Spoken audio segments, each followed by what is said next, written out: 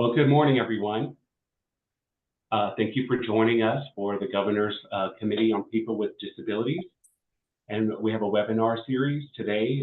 We're going to talk about adaptive driving. We have 4 different areas of people coming to agencies coming for this topic. At first, we start with some of the basic information about the Governor's Committee on People with Disabilities. So about the GCPD, the Governor's Committee on People with Disabilities has a mission to further opportunities for persons with disabilities to enjoy full and equal access to lives of independence, productivity, and self-determination. GCPD recommends changes in disability policies and programs in the areas of accessibility, communication, criminal justice, education, emergency preparedness, employment, health, housing, transportation, and veterans. The committee also supports a network of committees on people with disabilities, issues awards to promote greater awareness, and promotes compliance with disability-related laws.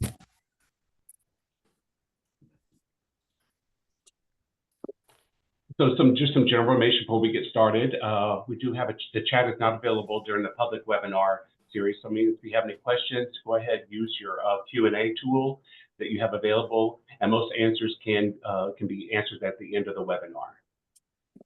And after the webinar is over, we'll get an email from Zoom, the link that the webinar page where you can download the slides and the recording and other materials for this presentation. As you get the survey link, you can answer those questions, but we will do that for the presentation. We'd love to hear feedback from you all.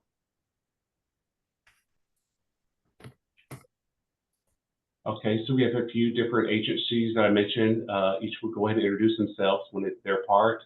And then we have 4 different agencies. We have Community Independent Solutions, St. David's Adaptive Driving, Department of Public Safety, and Texas Workforce Commission, Texas Workforce Solutions. So thank you all for joining us. So we're going to start with Joe. Good morning, everybody. My name is Joe Francis. I am an occupational therapist here in San Antonio, Texas. I specialize in certified driving rehabilitation specialties for individuals with disabilities. And we want to talk this morning about what adaptive driving is. Adaptive driving is more of a one-on-one instruction for an individual that has either a neurodiverse dysfunction or a physical dysfunction, and that can be anywhere from a span of from anxiety all the way up to someone who is a quadruple amputee or an individual with quadriplegia. What we try to do is we try to make it easier and a more functional for them to drive to gain their independence. We use different types of equipment if that person has a physical disability to get them able to get them to become a licensed driver. That increases their independence and gets them into the workforce or into the school. The school where they want to learn. Let's see, I'm getting hang up in my words here. Let me slow down.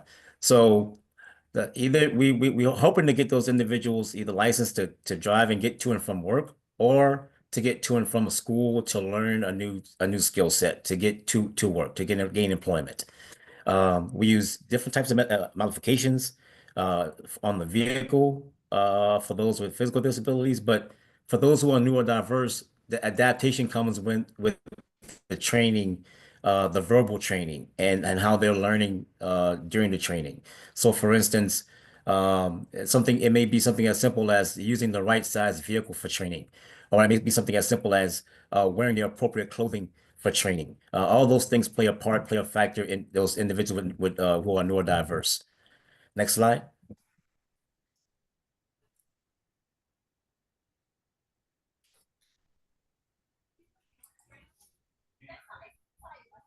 Well, my name is Jennifer Perez. I work at St. David's Adaptive Driving Program. So as OTs, we are uniquely trained to assess people who have different abilities for getting back to driving after they've had a medical diagnosis or a change in their status. Also working with those younger people who are seeking to learn to drive. And as Joe mentioned, we're not only looking at teaching people using adaptive equipment, but we also work with various strategies for training, such as visual scanning skills, looking at training people who need to improve their reaction time, teaching them some decision-making strategies so that they can learn traffic patterns in a more effective way, so that, of course, they can be safe on the road with all of us driving on the road as well. So it's very skill specific for those certain disabilities that we may be working with. Again, we work with brand new learning drivers who have never driven before and may have learning issues or physical impairments or visual perceptual deficits, all the way to, you know, individuals who are still working, but they may have a new diagnosis of multiple sclerosis or Parkinson's or a stroke, and yet are still seeking to drive to stay independent and, you know, keep working and get out there in the community. So it's really important to be trained in a variety of strategies, as well as using our skill set to address any positioning needs, any modifications that that person may need as far as adaptive equipment. If they have maybe only strength in one arm, maybe they need to use a spinner knob, for instance, or if their right leg is impaired. I think there's some pictures in the next slide for a left foot accelerator Yes. or hand control modifications so that the person can drive without the use of their feet. We also talk about different strategies for vision impairments, increasing their use of the mirrors, maybe changing the way they set their mirrors so that they can reduce their blind spots. We train people who have low vision, of course, looking at some restricted status for those low vision drivers. But it is really important to look at these people with all of these different abilities and hopefully help them reach their maximum level of independence for getting out in the community, getting to work, and getting to school through driving. In Texas, it's really important to be able to drive because our public transportation is not the greatest. Did you have something else to add for that, Joe? Yes, and that's the key. I know that a lot of folks talk about driving being a privilege. That's only if you are able-bodied and have the means to have a vehicle. If you have those two things going for you, then yes, for you it's a privilege. But if you're someone special needs of any type, it's not a privilege to be able to drive to go to Walgreens or CVS and get your medication. That's a necessity. That's something that you have to survive. If you want to be able to pay for those meds, you have to have employment. None of these individuals that we train that I've come across actually want to not be to not work. They want to work. They want to go to school. But we have to be careful when we're doing this and not train them fully. For example, the individual that would use a bioptic or has low vision, that individual is going to also need to know certain things about gas pumps to tell what if they're putting the right fuel in the vehicle. So the diesel gas pump and the gasoline gas pump are different sizes. So if they grab the wrong pump and try to shove it in and they're putting diesel in a gasoline engine, then yes, we did all the training, they're licensed to drive, but now their car is no good because they put diesel in the gasoline tank. So things like that, the life skills that go along with driving have to also play a role in what we're doing. We stop at the point where the person just has their license and they're just good enough. Because, you know, as a person, I'm trained to give the driving test to typical teens or to people with permits. But what I see most of the time is that's pretty much where that stops. That training stops at once they are relatively safe to drive, then they're a licensed driver. That doesn't, nothing else happens. What about the sleep hygiene? What about the medication management for those individuals with disabilities? What about learning how to pull over on the side of the road and have a conversation with an officer if that has to take place? All those things are life skills that go along with the driving that are very, very, very important, especially for those neurodiverse clientele who don't act the same or behave the same in certain situations. Someone with ADHD that moves around a lot may move around a lot if they get pulled over by an officer. That could lead to a lot of different scenarios, So Right. who's deaf, who's hard of hearing, that gets pulled over, they may not jump out of the car when the officer says jump out of the car. So we have to teach them, different tricks and techniques to use with the officers to be more proficient, and that way their driving career is more successful. Because the longer Right. the longer they can drive and go to work, the better they'll feel about themselves, and the less time they'll have to depend on the government for services.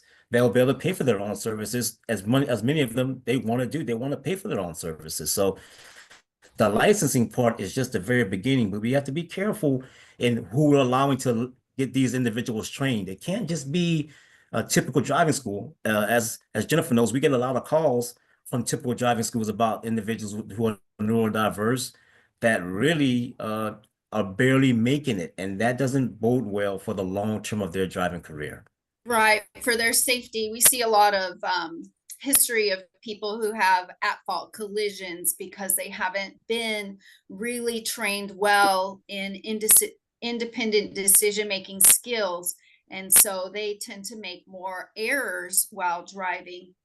And so it's really important to note that with these medical diagnoses, even if it's just anxiety issues or attention deficits or neurodiversity, or some mild physical impairments, and the person physically can control the car, it is very important for an OT assessment and OT training, as we are trained not only to do that behind the wheel training, but also to address that whole person's life skills, as Joe mentioned, for the medical aspect of that, and teaching that person to be independent using our occupational therapy skills as strategy to show that person, different life skills for paying, making sure they're safe at the gas station, making sure they know how to operate the gas pump, for instance, making sure they do know how to interact appropriately with law officers, or if there is a collision, what kind of things that they may need to do, especially if they have a communication impairment, being able to make sure that they can communicate effectively and get the information that they need to the other parties that may be involved. So it's really important for occupational therapy to use those OT trained medical skills that we use.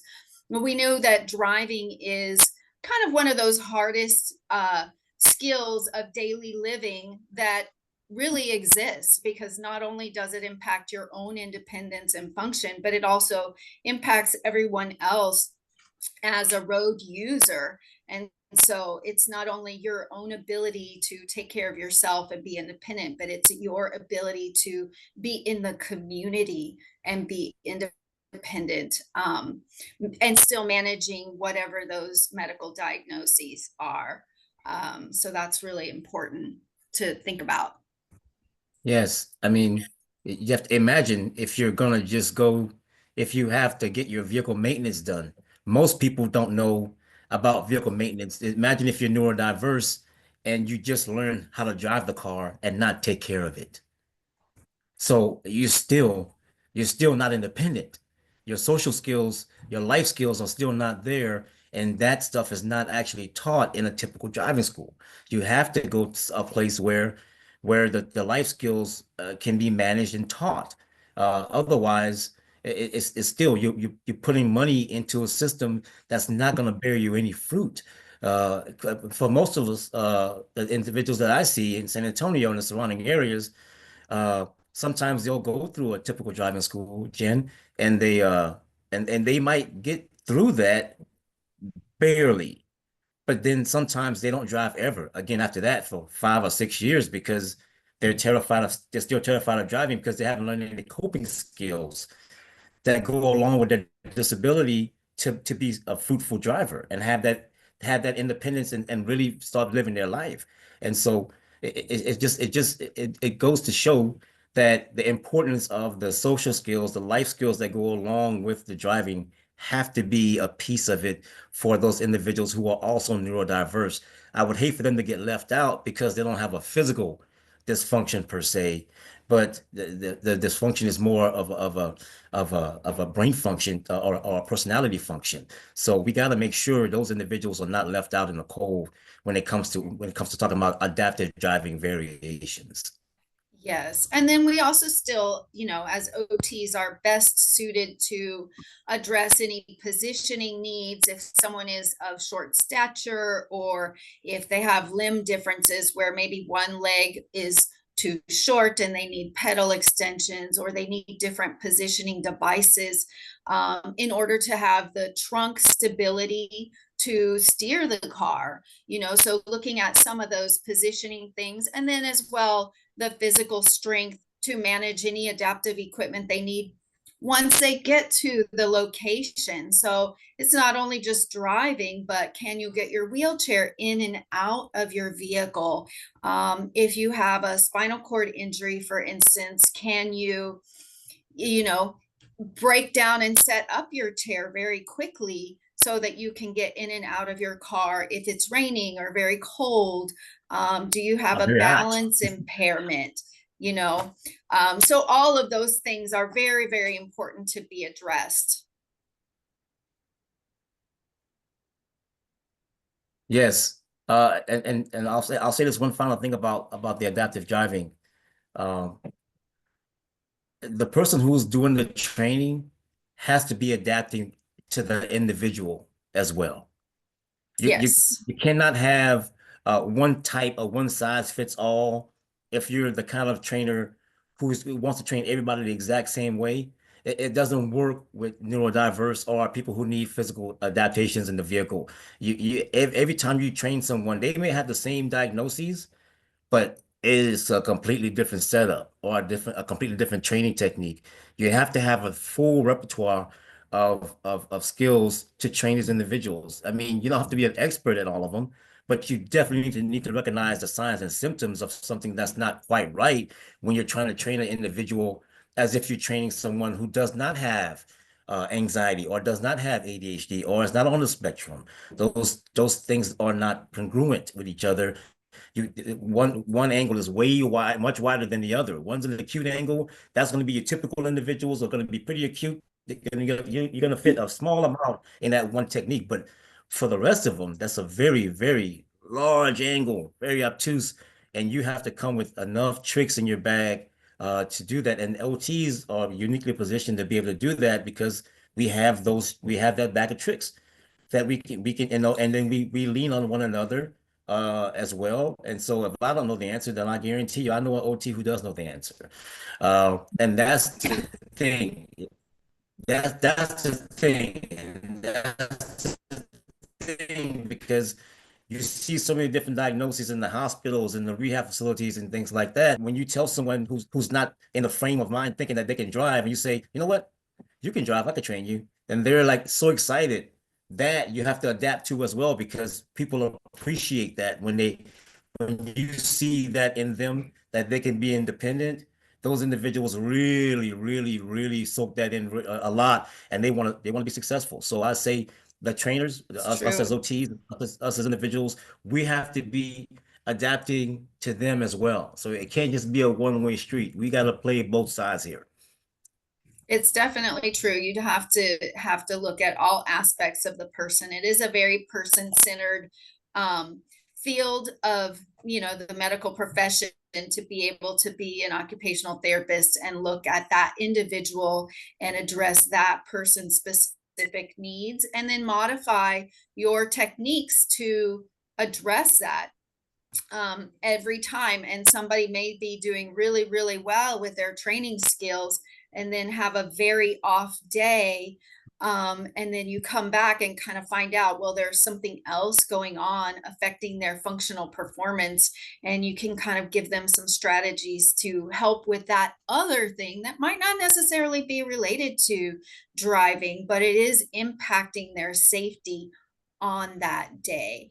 And that's where OTs come in, that we have that specialized training to not only address the medical aspect, but the person-centered aspect of being able to focus on that person's specific needs and then modify for their physical limitations, their visual problems, and any cognitive deficits they may have, to help them achieve the most high level of independence, which improves their ability to be out there in the community, but also makes our whole community safer, and more diverse, which is really the goal, you know, to be able to have this diverse community where everyone can access that opportunity. Yeah, Jen, I agree. Before we move on to the next slide, I'd like to answer the question about the technology and how it impacts your training. Because of how technology changes so fast over time, we know that must be an impact on your all's training. So just wondering, how does that impact your training? Well, there's so, you know, when I first started, there was only really one kind of hand control, and now there are so many, so many different kinds of hand controls 20 plus years later. So it's really important for us to keep our skills up to date, and also, you know, be out there seeking new information all of the time and testing it out. When we are introduced to new equipment, usually we go try it out and see if we can do it. We try to learn to see how it feels, what muscles we need to activate certain movements for different equipment, you know, and then we work really closely with the people who are selling and making and installing this adaptive equipment so that we can address those things. But also cars themselves are now having so many things. There's a lot of high-tech driving built into new vehicles where we have the backup cameras and we have lane assist and all of those other things. But I don't encourage people to rely solely on that technology, because it doesn't necessarily substitute good decision making and good skills. So just because you have a thing that beeps every time you get over the lane doesn't mean that you have a good excuse now to get over the lane every time. It's still not safe if you have a problem with your depth perception and can't stay in your lane. So you need to learn skills to accommodate for that, whether you have a car that gives you a notification or not.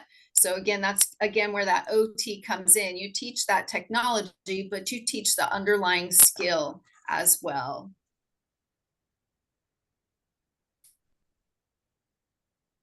Yeah, and also I want to add to that a little bit.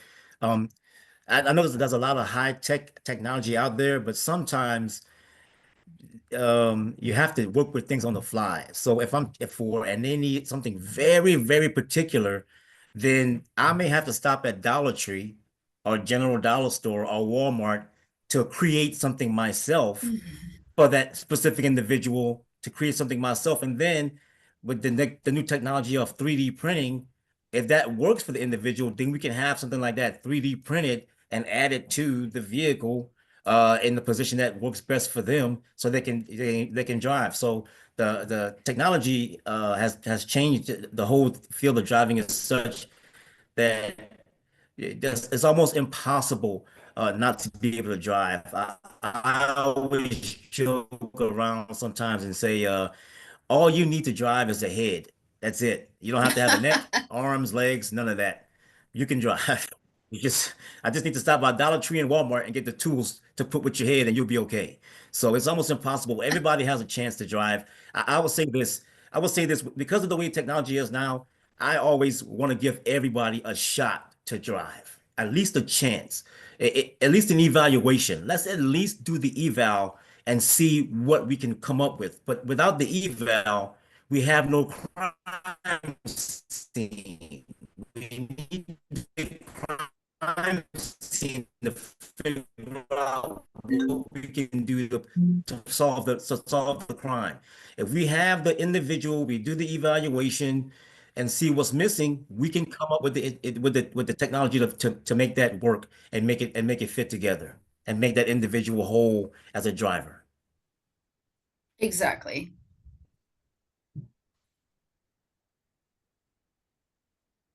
Thank you. We'll go ahead and go on to the next section, DPS, Department of Public Safety.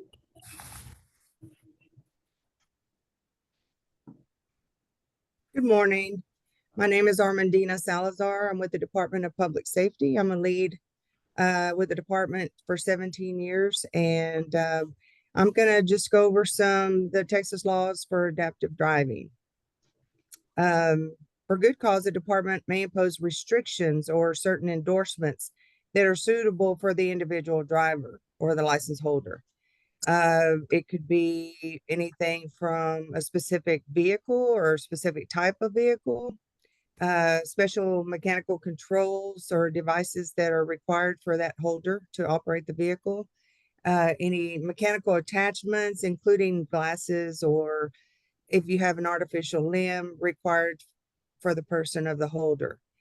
Also, we can also restrict the license for a certain area or location that person can drive safely and permitted to drive, or the time of day. If they have a vision issue and they can't drive at night, we can add a restriction accordingly. Any other conditions the department determines to be appropriate to ensure the safe operation of a motor vehicle by the holder. If a person does have a restriction on the license and they violate their restriction, they will get a moving violation, which would be a misdemeanor. Next slide.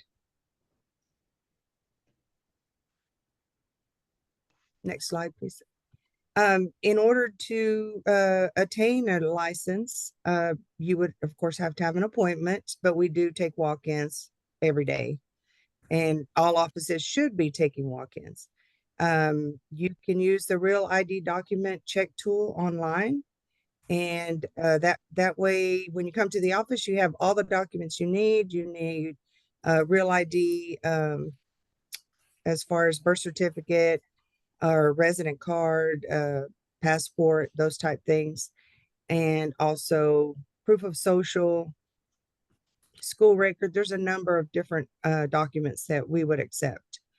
You could also use the Texas Driver's Handbook and figure out what it takes to apply for a driver's license or an ID. We have brochures with all the information. If you already have a Texas ID, you will just need to surrender and apply for a driver's license. It is a new Real ID law that it's a federal law that you can only hold one form of ID. So it would either be a Texas ID or a Texas driver's license. If you have an out-of-state issued ID or license, you would have to surrender that to get a Texas license or an ID. Next slide.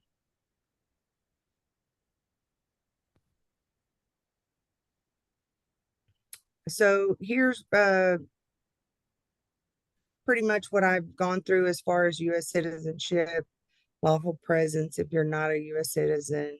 Proof of residency would be 2 bills in your name. It could be your water bill, electric bill, cell phone bill, voter registration. Most people always have their insurance and registration in their vehicle, so that would suffice. Proof of identity would be social security card or a school record or a state ID, state employee ID. We also take those. Different photo IDs, military IDs, so on and so forth. Like I said, online you can come across all the information. And we do have a brochure that tells you everything in detail. And of course, if you're coming from out of state, you would have to provide proof of registration that you have registered your vehicle in Texas and you have insurance on the vehicle as well. We do have an Impact Texas driver certificate that everyone that has a license must take. It is a 1 hour video. For teenagers, it's 2 hour video. And it is a requirement. The certificate is good for 90 days, but it is a requirement to obtain a driver's license. Anyone from the age of 18 to 24 must also take an adult driver education course, which I feel is wonderful, because a lot of these kids, they just, oh, I'm just going to wait till I'm 18 and then I can go apply for a driver's license.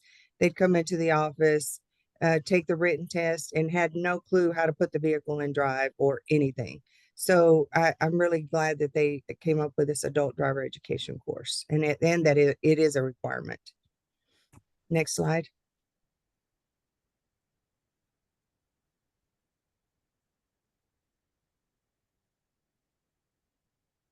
So what would make things a lot easier for everyone, and your visit would be so easy and short. You would be in the office maybe 10 to 15 minutes at the most, is to make an appointment. We have a new scheduling kiosk. We have actually a couple of kiosks in the office, and you just come in and you check in on the kiosk, or one of us would help you check in. You can check in on your phone when you make your appointment, if you do it on your and we would ask you what your service you need for applications, check your vision, check your for residence, residency also, for your address and your proof of identity. As long as you have everything, then you would move up to the counter. We would take your application. That person is going to check. The person at the counter is going to make sure all your information is correct. I changed my mind. I need the Wi-Fi. Yeah. All right. Appreciate it. That person, they would check to make sure that all the information is correct. They're going to take your picture, get your fingerprints, your signature, and of course, like I said, we would check your vision. And if you have never had a license, you would have to take the possibly the written test if you didn't do an online course, and then the driving skills test. And now there is a third-party testing. There's lots of third-party testing providers for Class C and CDL drivers. And those people just come in with their test results in a sealed envelope, and we issue the driver's license. It's very simple. Next slide, please.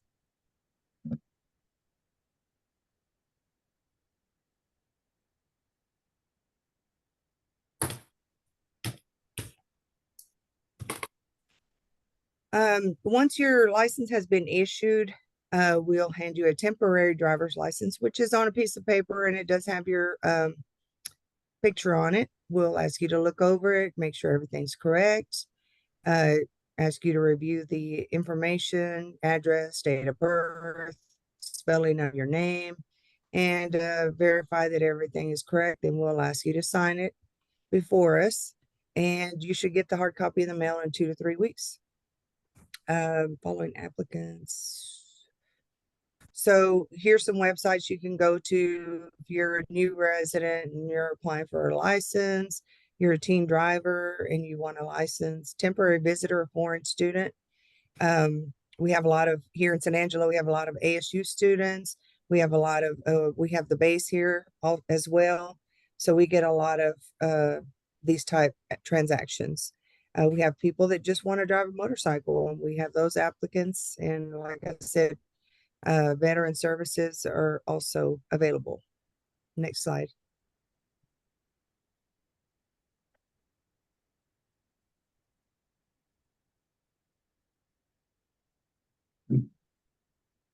So As far as this is more of investigations or suspensions or revocations due to uh, a medical issue or a disability, or if someone's involved in an accident or they get pulled over and a police officer, you know, having some issue, either a seizure or a diabetic episode with low blood sugar, that type thing. We receive all different documents from everywhere as far as investigations. We have customers that come in and want a voluntary surrender because they know they can't drive. And we also have where a comprehensive exams, we provide comprehensive exams. We take these people out to their home. We tell them, take us to your home, take us to the store. What is your daily ritual? Where do you go? Where do you need to go? Post office, bank, things like that. And we make sure that they can drive safely. If they're not familiar with, they're just stay in their area. And we do have customers that will tell us, we stay just in this area, I just have to get to church, or I just have to go here or there. We go to them if that makes them feel better and safer, and we go to their home, and then they take us on the drive and take us, to the different places that they normally go to. We do have, like I said, the law enforcement medical evaluation request, which is when a law enforcement officer pulls someone over and notices, or if they're involved in an accident also, and they feel that they need to be investigated. We also have an exam, DL 76, where that's an internal form, and we would fill out the form if we see that a customer comes in, has a hard time getting around, is unable to get out of the vehicle, they need assistance, so on and so forth. Then we would require a comprehensive exam. We also have forms for doctors to fill out, and some doctors will just send a letter. They don't even have to do the form. They'll send a letter to Austin, or they'll bring it to our office or mail it to us. We have neighbors. You can be a neighbor if you notice your neighbors, constantly wrecking into the trash cans, or, their cars are beat up real bad. Something is going on. Their vision is affected, or they just don't have good control of the vehicle. Family members usually do not like to report their parents or grandparents or whoever it may be, because in the long run, if the individual asks, why am I doing this, or why are you requesting a test? Why do I have to do a comprehensive exam? We do have to tell them who reported them. So a lot of times the family members will come and ask us, and we say, if you don't feel comfortable, take this form to your doctor and have the doctor fill it out. It makes it a lot easier, keeps the family happy. Next slide.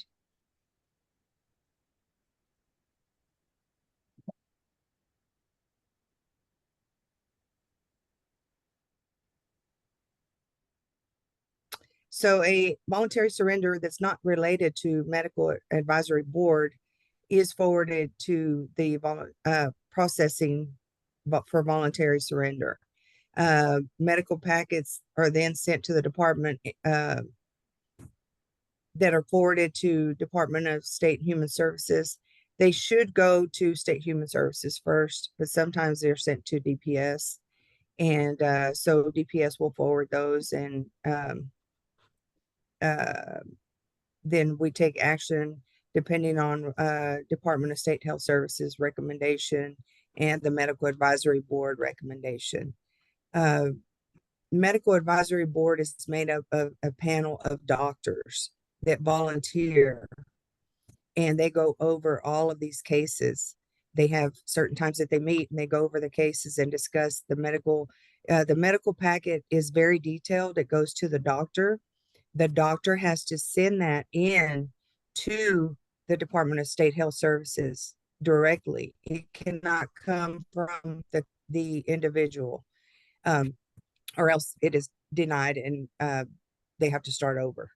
So all that packet contains lots of medical information, all your medications, vision. It's very detailed.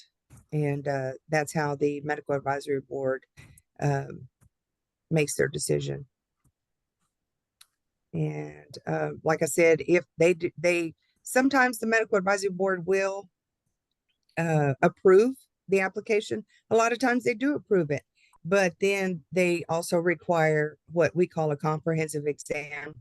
So the individual would have to come to our office and take a driving test with us. And if they do pass the driving test, then everything's kosher. We're good. They're back on the road. Next slide, please.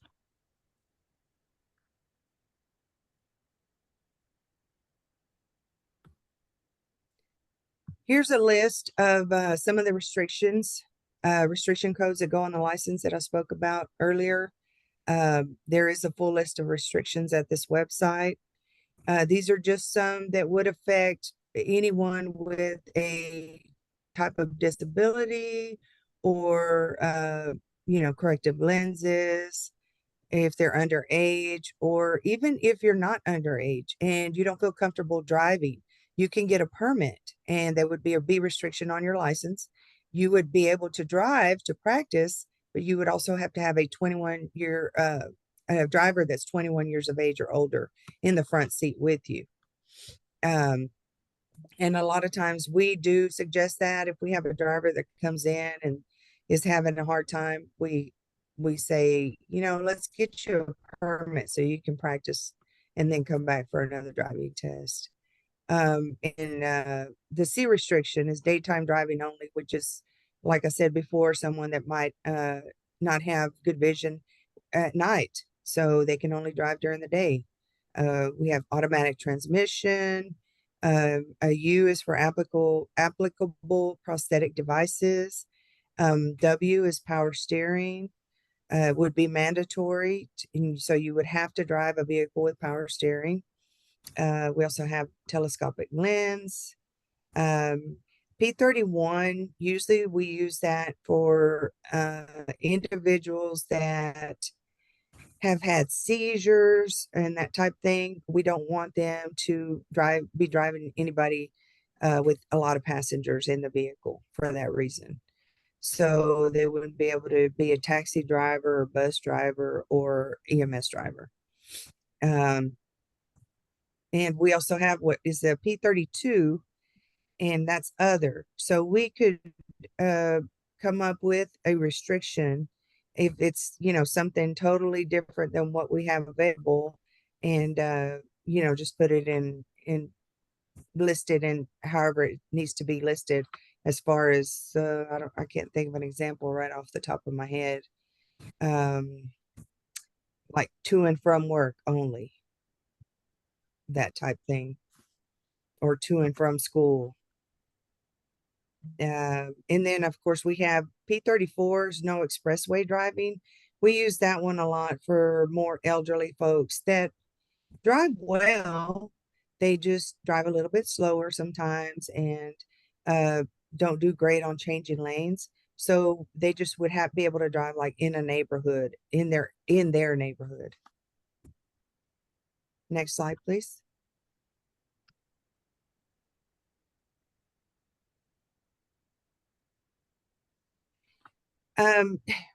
Anyone can contact us. You can go on this website and request a special accommodations for ADA customers.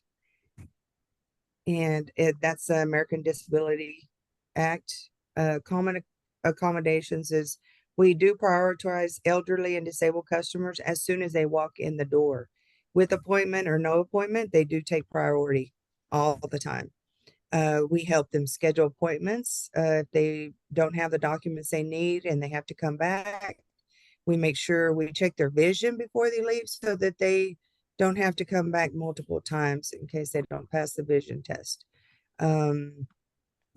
We also provide ASL interpreters when appropriate. We provide extended hours. We do have people that are autistic or have different disabilities where they feel nervous, they have a high anxiety, they don't want to be around a lot of people. And so we have them come in early or we stay late, whatever they prefer. We do accommodate for that. We also do homebound appointments, where if we have someone that is on life support or, can't walk or, they're bedridden, we do go to them, to hospitals, nursing homes, to their homes, and we do an ID. So we take their picture, we get the forms filled out, and then we go back to the office and we scan everything in.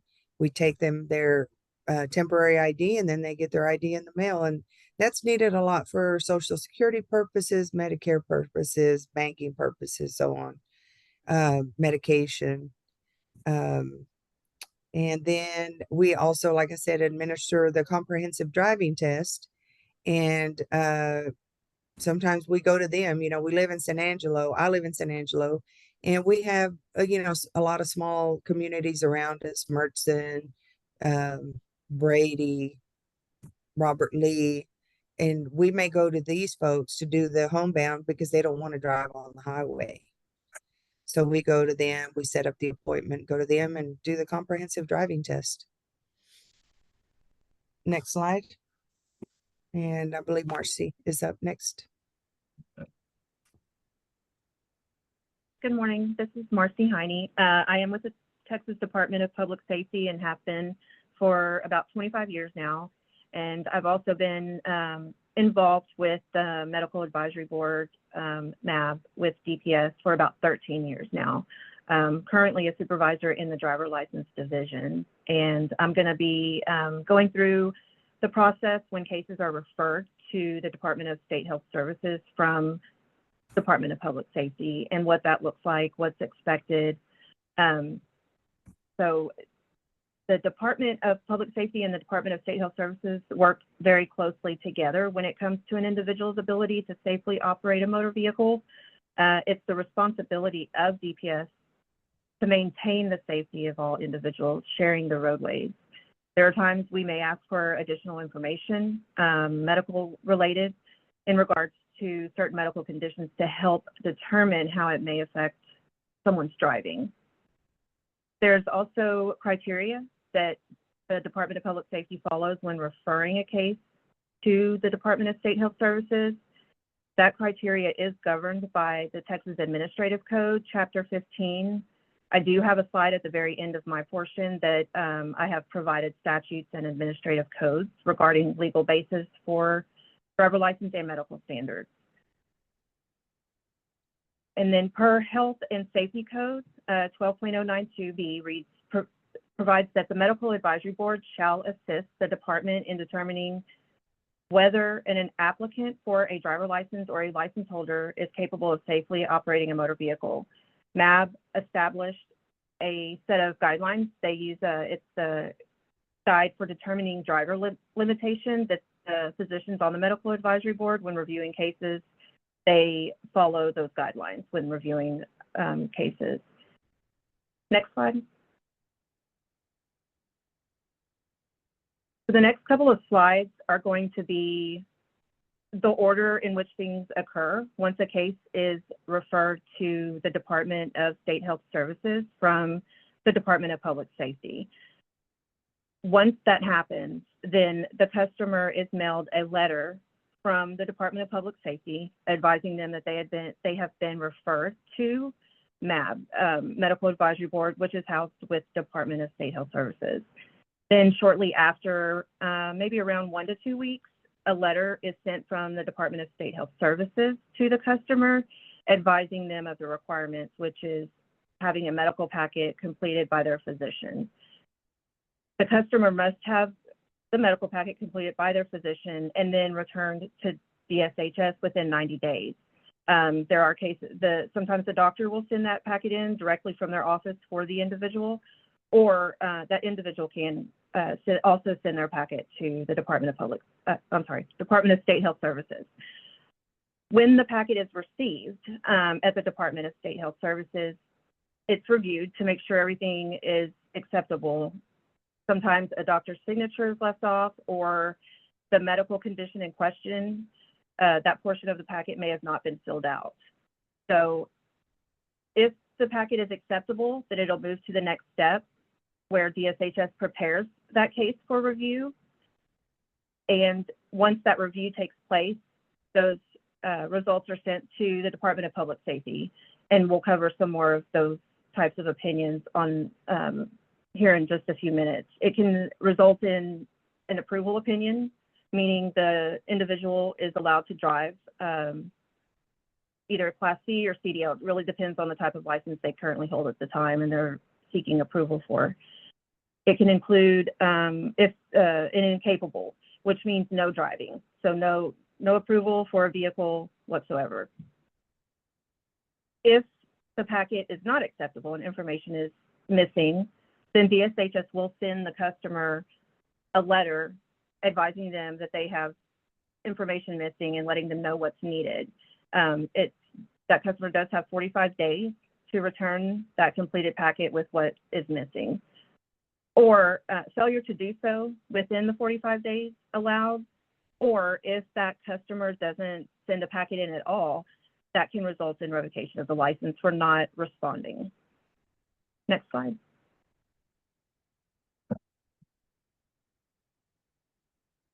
So these are some of the 3 opinions that we get back from the Department of State Health Services.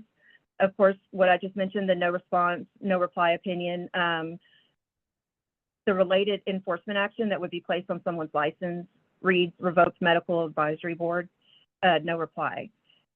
DPS, a notice is sent out from the Department of Public Safety advising the individual of this revocation. That letter also gives the option for the customer to request a hearing within 20 days from the date of that notice. So if a hearing is requested timely, then the revocation will not become effective on the 45th day from the date of the notice, and a hearing will be scheduled for that individual to contest that revocation. If that individual either doesn't submit a hearing timely or just chooses not to request a hearing, then the revocation will become effective on the 45th day from the date of the notice. The second type of opinion is an incapable. It's a denial, no vehicle. And the related enforcement action would read revoked incapable on someone's license. DPS also sends a notice out to the individual letting them know of this opinion. And a hearing can also be requested within 20 days from the date of notice. Again, if they request a hearing, of course, that revocation will not go into effect on that 45th day. A hearing will be submitted to be scheduled. If they don't request a hearing, then the revocation will become effective on the 45th day from the date of notice. The next opinion would be an approval opinion, meaning they've been approved to drive. Again, depending on the type of license, a CDL holder, commercial driver license holder can be submitted, but only come back approved to operate a Class C vehicle. So every scenario is different. But the approval opinion can also include certain recommendations from the doctors.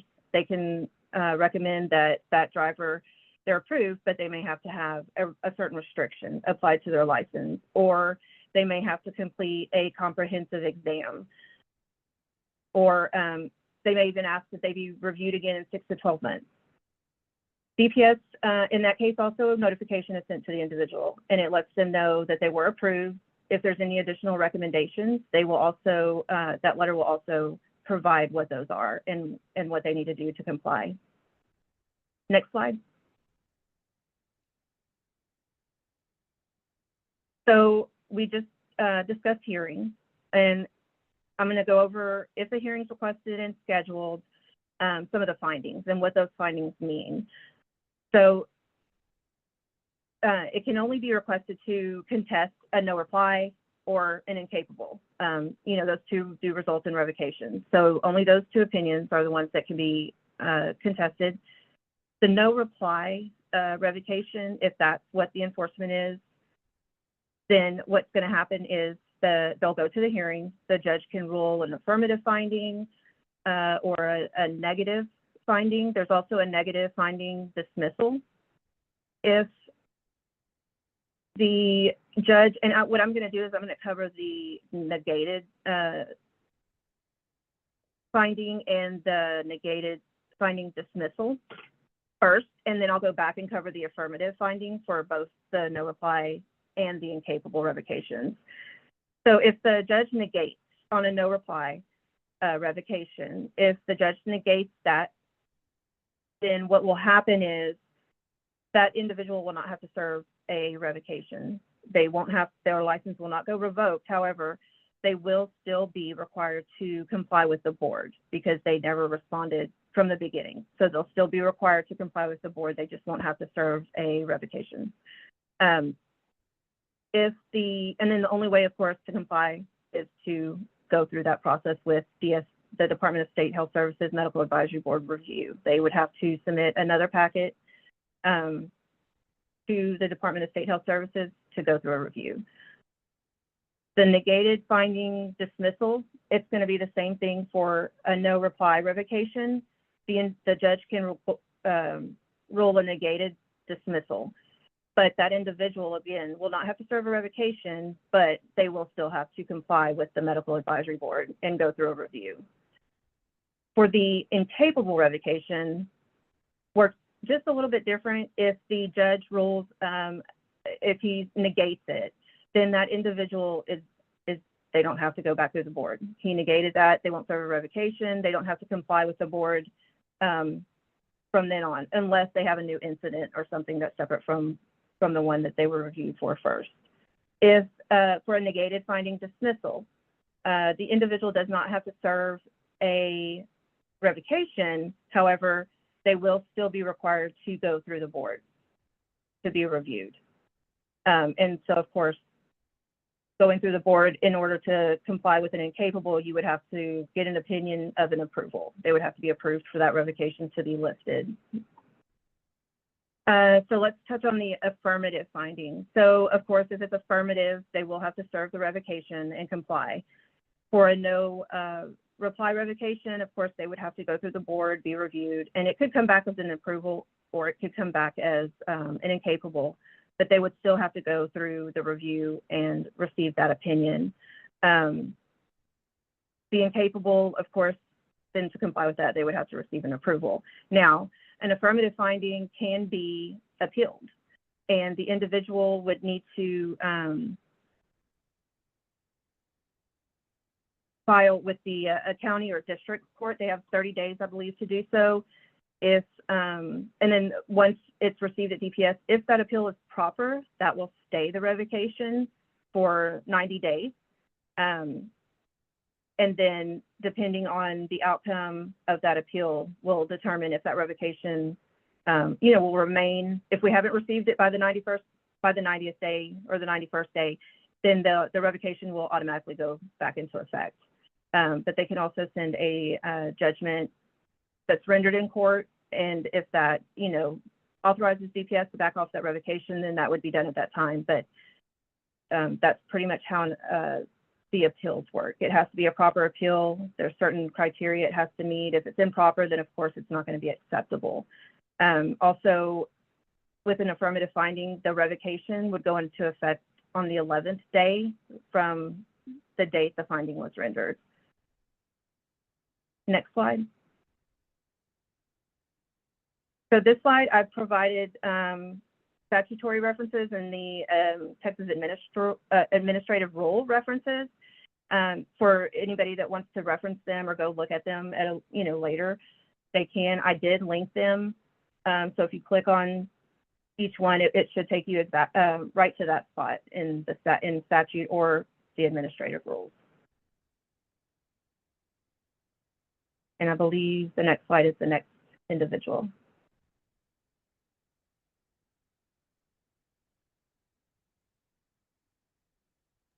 And that's TWC.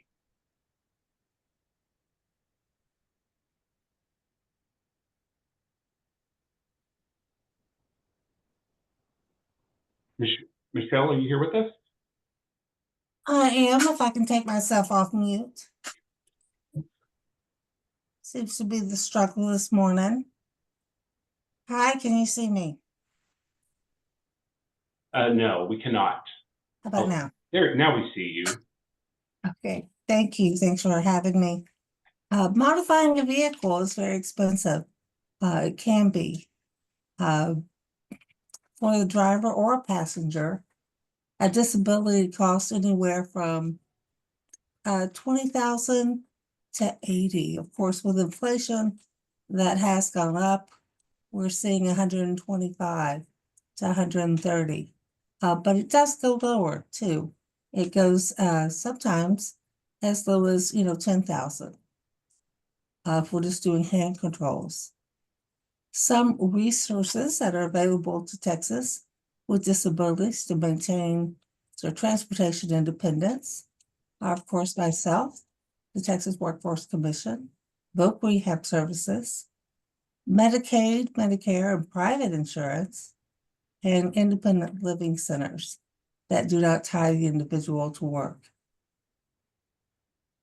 Next slide. So for voc rehab, the purpose of vocational rehab services is to help people with disabilities prepare for work, discover new jobs, or to keep their existing employment. Often not remembered, it's also to advance in their job. My apologies. Say they have a job, but the next rung up the ladder is to travel. Even though they have a job, it's not fair to say you cannot advance, right? We want Texans to reach their potential, just like people without a disability. So it is to advance in their job. Where to sign up? VR services are assigned to a VR counselor, and you can do this in one or two options. You can call the number listed, that's 512-936-6400, or you can email the link, which is vr.office.locator@twctexas.gov, or you can click the link on the webpage that says Start by VR. This is a website, and you fill out your information. You may also go to a Texas Workforce Solution office. There is a counselor on duty every day, so walk-ins are accepted and encouraged. Next slide. So let's talk a little bit about the policy for vehicle modifications. It has been revamped from years ago. The reason is to reach for Texans, make it more less complicated to go through the process. The first piece is the most important. It's the criteria for assistance and review and approval. And I will take just a moment to talk about that. What is the criteria? So before seeking any service approvals, the VR counselor must determine whether a vehicle modification is needed. Let me get this over here. It seems the best option to provide equitable transportation opportunities. I think the key word here is equitable. That means the same as a person without a disability. Vehicle modification is an example of rehabilitation technology, and therefore is not subject to consideration of comparable benefits. However, basic living requirements still apply for determining the customer's cost contribution, if there's any. So what is the criteria? Because of a customer's disability, the customer could benefit from a modified vehicle for greater independence and access to communities, educational institutions, or other supports necessary to locate jobs, sustain work and living arrangements, or enable career advancement and related travel. So to boil this down is to one sentence, is do they need it, right? And number two, the customer has enough income or other resources, or after achieving the planned employment goal will result in enough income or other resources to cover future payments, insurance premiums, gasoline, and routine maintenance costs for the vehicle. Once again, back into that equability, that is the same as a person without a disability. So to boil this down into one sentence, right? The first sentence, do they need it? And number two, can they afford it? As we saw in that other slide, I think it's still on the screen for us. You see those five?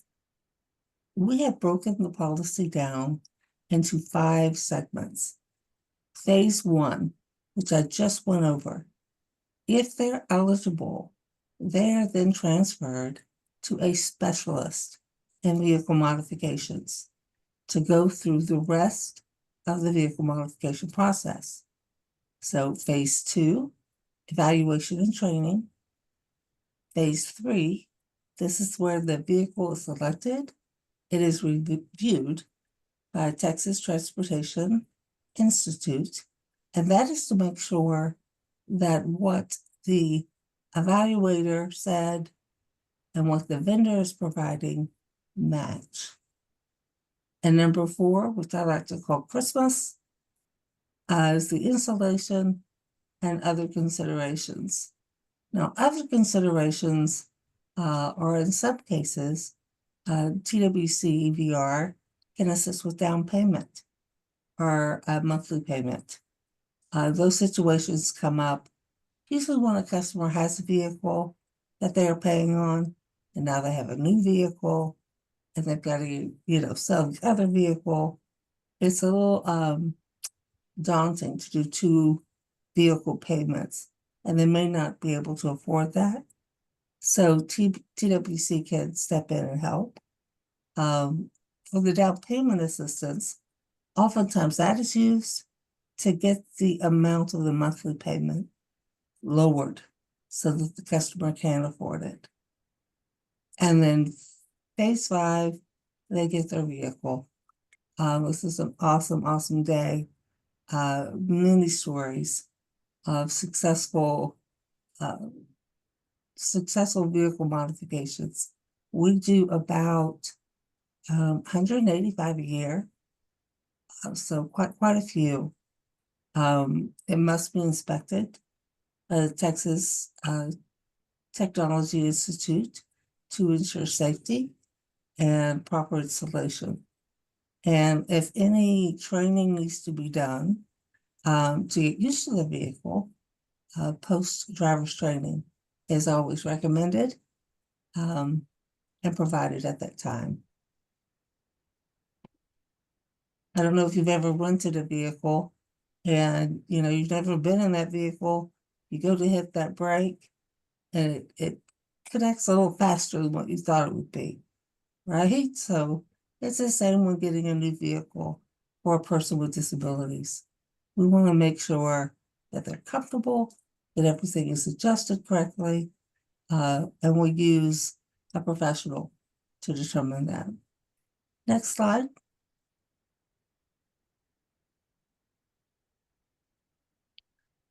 So for driver's evaluation and training, this is necessary for most of our clients.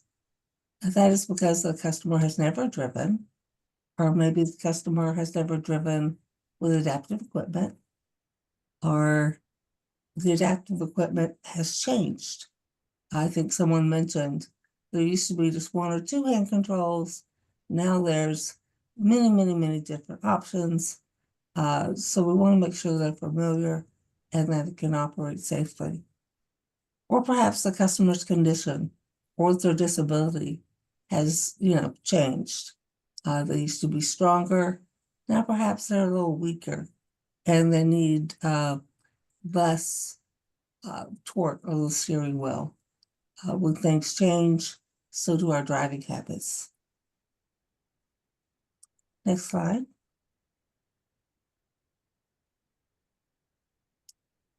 There are other options that may help, which is through Medicaid, Medicaid Part B, that tends to apply for wheelchairs and durable medical equipment, not so much vehicle mods, but it is worth checking, and private insurance. There also usually is a rebate from the manufacturer, say Honda. There is a $1,000 rebate for having it adapted that the customer can receive. So that's also very helpful. And the vendors will be able to help you with what's available there. Next slide.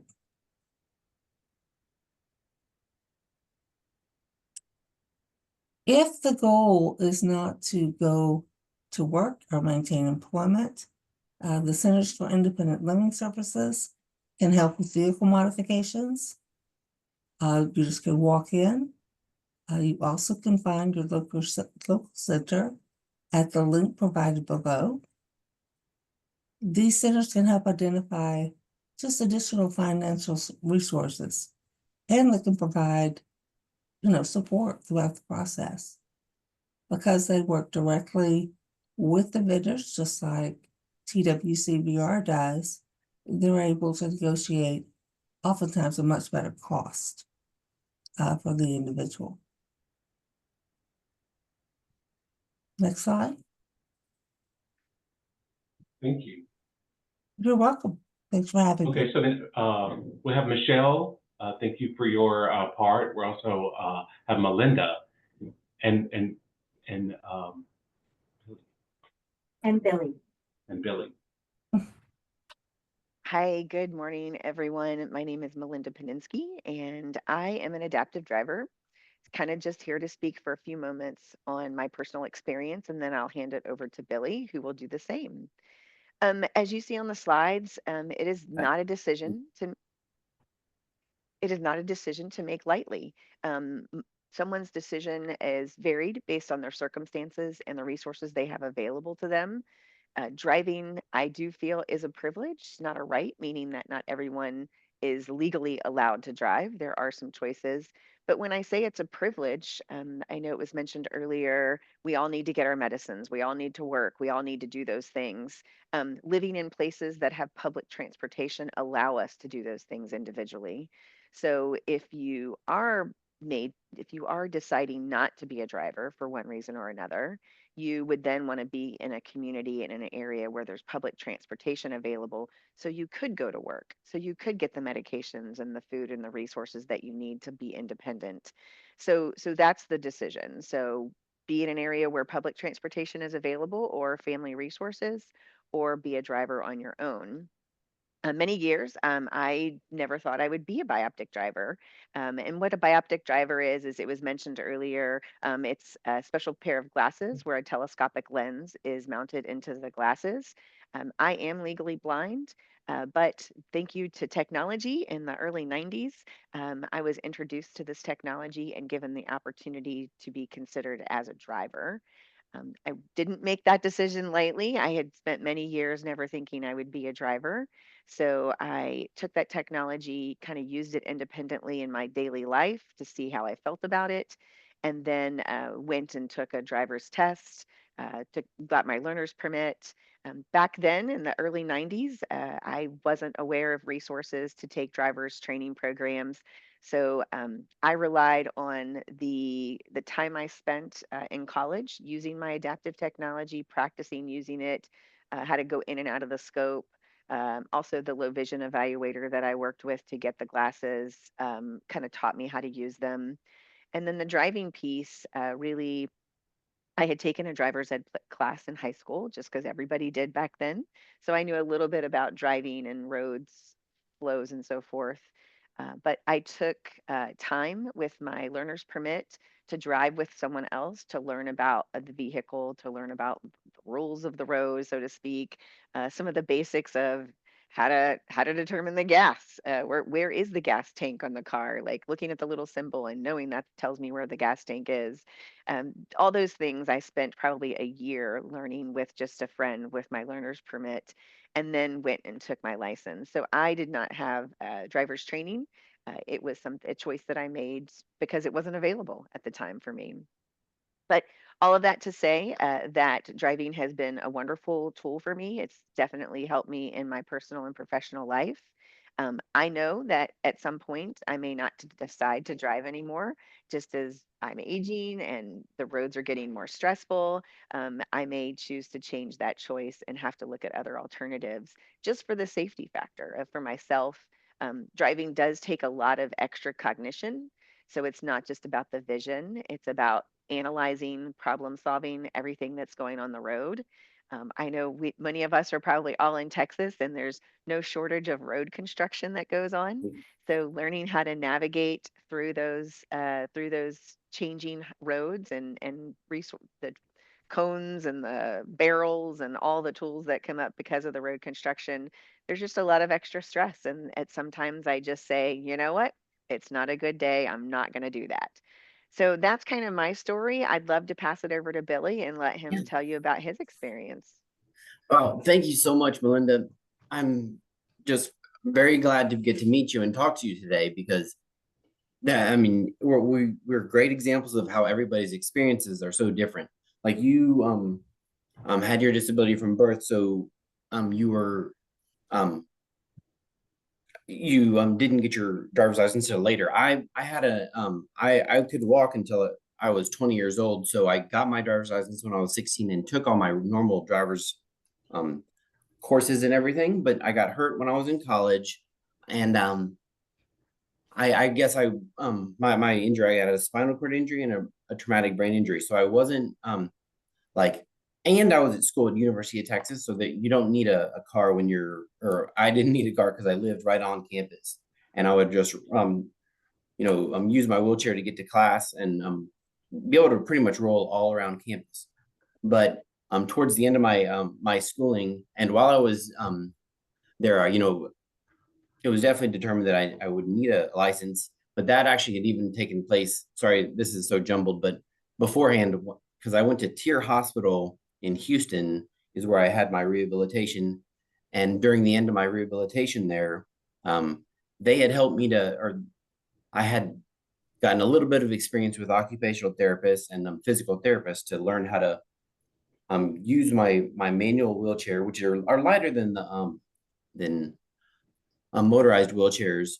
But I was able to learn how to take my wheelchair apart and transfer into a car and carry it and put it into the back seat or the passenger seat while I was at Tier. But I wasn't ready to really start driving independently afterwards until actually I didn't get my my first vehicle until after I'd already graduated from college. And thankfully it was a hand-me-down from my parents that right after college I had gotten in touch with vocational rehabilitation, which was it wasn't under TABC at this time, but all of our policies are just the same. And my my vocational rehab counselor helped me and encouraged me. She had actually she arranged for me to have a vehicle that I'd already purchased, get the hand controls on there, and I also needed a steering knob because whenever you're using hand controls, one hand is for the brake and the gas, and then the other hand, you have to be able to turn the wheel and stuff some way. And so that was just definitely a learning process for the adaptability of the vehicle that I was using. But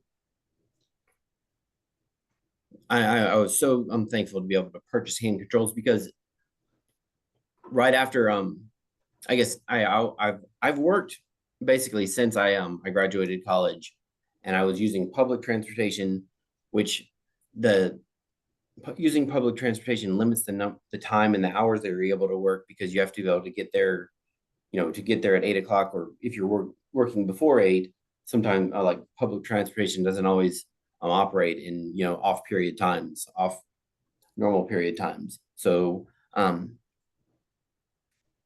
yeah, I think I guess I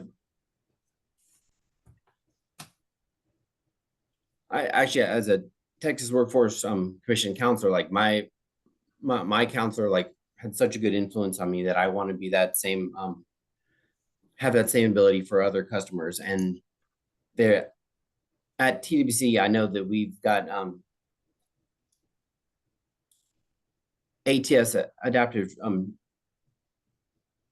driving training, like people that just know exactly how to modify cars. And in my region, we have a purchase pilot. So the one driving modification that I had to do that for a person that used a motorized wheelchair. So the modifications to vehicles are a little bit more expensive sometimes when you're using a motorized wheelchair, because you can't always get yourself out of the chair, and you want to have move the front seat out to be able to just roll onto the car. So you need a ramp to be able to do that. I don't know. Every situation is so different, and that's why Melinda, y'all hearing from Melinda about bioptic driving was amazing, because you're constantly finding out new technologies and new adaptations to be able to work and maintain your lifestyle. I think you're right, Billy. This is Melinda again. Yes, ma'am. There are so many technologies out there. I want to refer back to a comment that Jennifer made earlier in our discussion. Technology on cars is great, and certainly we've all benefited from them, but we have to learn not to rely on them. So as an adaptive driver user, I know those tools are there, but I'm still going to give it the once over, and my judgment matters more than the cars does, because we haven't gotten to fully automated cars yet for a reason. They still need a human component to them. And so I really appreciated her saying that the tools, I'm often asked, like, should I get my young adult who's driving with bioptics cars with all the bells and whistles, so that they don't have to worry as much when they're driving? And yes, they're nice, but just like when we did mathematics in school, we didn't start with a calculator. We had to use pencil and paper to figure out problems. We kind of have to learn the basics of driving before we really rely and utilize those tools. So you've heard a lot from Billy and I know we're coming to the close. And so I want to give an opportunity for Ron to say a few words, and for some questions that I see in the chat or the Q&A that haven't been answered. Maybe we can answer them as a group together too. So Ron?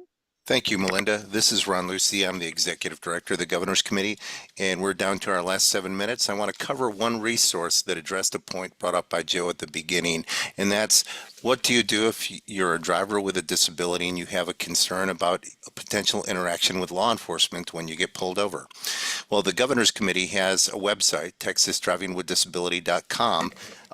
We're the host of the Texas Driving with Disability program, and that's a multi-agency initiative of the Department of Public Safety, the Department of Motor Vehicles, the Texas Education Agency, and the Governor's Committee. Individuals with a disability which is considered a communication impediment with a peace officer can voluntarily choose to sign up for this program. Filling out the DL 101 form at the Department of Public Safety, which does require a doctor's signature, can allow you to disclose your communication disability on your driver's license.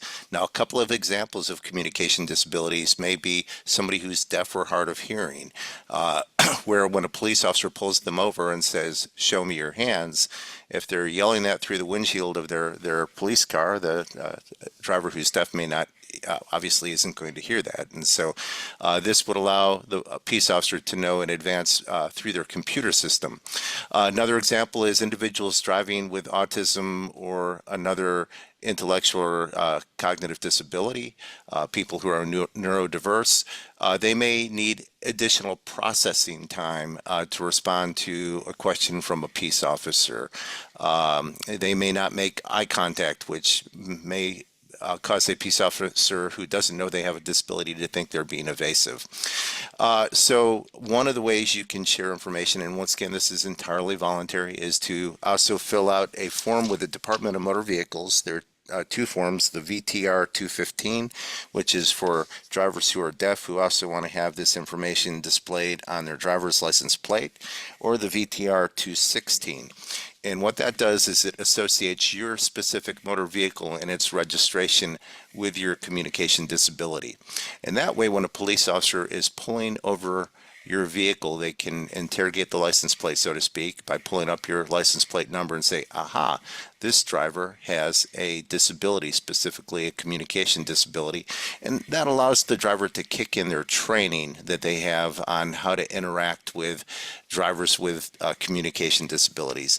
There is specific training, which is mentioned on our website, for law enforcement officers through the Texas Commission on Law Enforcement to learn how to better interact with drivers with disabilities. Now I'm going to pass it back to Matt because we do have a few good questions in the Q&A and we're down to the last 4 minutes. So if we want to pick out the best questions, go right ahead, Matt. Hi, this is actually. Yes, this is a list of resources that you guys can look at later in your own time. And we're going to turn it over to Rebecca, and she's going to share some of the questions. So the first question that we have that I thought would be a good one is from one of the audience members asking, please cover the options for people who don't live near your programs. Do people come and stay in a hotel and learn for a week or two? Would TWC pay for the trip? Thank you. That might be kind of a group answer potentially. I know we here at St. David's, we're in Central Austin, and we do serve kind of people all throughout the Central Texas region. And a lot of times people will travel to come see us and maybe stay with family or kind of book out some time so that they're here in town for a little bit longer. We also do have people who will rely on family to bring them to Austin to do this training to help them, gain that skill of driving, because it is sort of challenging with the limitations with trained therapists and rehab programs who can help people get to drive. Is there an association of adaptive Yeah. driving schools or occupational therapists where people can go look up the nearest school? Yes, at ADAD, which is the Association of Drivers Educators, has a full resource nationwide. So that's one. It's ADED.net, I believe. So that's one of them. And also you can access that information if you're, just kind of looking up at drivers rehabilitation services or occupational therapy driving programs, on Google. I know for us, at Community Independent Solutions in San Antonio, when we did work with Texas Workforce in the past, and there was a client out of the area that required us to stay in a hotel. At that time, I'm not sure if it's still the same, but at that time, we were compensated as a business to travel to another part of the state, and evaluate and train that individual. We would stay in a hotel, and obviously, the state would pay for that per diem for us while we were there training the individual. So for that question, yes. Thank you. I know that with TWC, and from what I've learned, and I'm 2 years into it, so I've got a lot of new information about everything. Usually with what I've learned with TWC and with personal experience with them and working for them, is it's going to be case specific as far as if we can pay for someone to go and live where be where the training. I mean, most VR counselors will try to provide the service or give the customer access to the service that's most convenient to them and is going to be the most cost effective. So we all those factors come into our decisions to whenever we're helping, somebody to learn how to drive, because I guess that's what we are with as stewards of the state's money. I think, Michelle, were you going to speak to that too? Sure, yes, we do pay for the trainer because unfortunately, we don't have enough trainers. Yeah. We need more trainers in Texas. So because Texas is such a large state, if it's over 50 miles, which is the same constraints the employees have, we do pay for overnight. And that enables the continuity of the training. It doesn't do much good to do 2 hours 1 week and then wait another 7 days to do it again. Because you got to build, you got to scaffold those skills in. So if training is required, we do pay for the overnight. Well, okay. Well, thank you all, everyone. We seem to be running out of time, so I want to thank you for all your postings from the questions from the Q&A from today with the other resources. So thank you so much for your time, and thanks for coming to our presentation. I hope you have a wonderful rest of your day. Thank you. Bye-bye. Thank you. Bye-bye.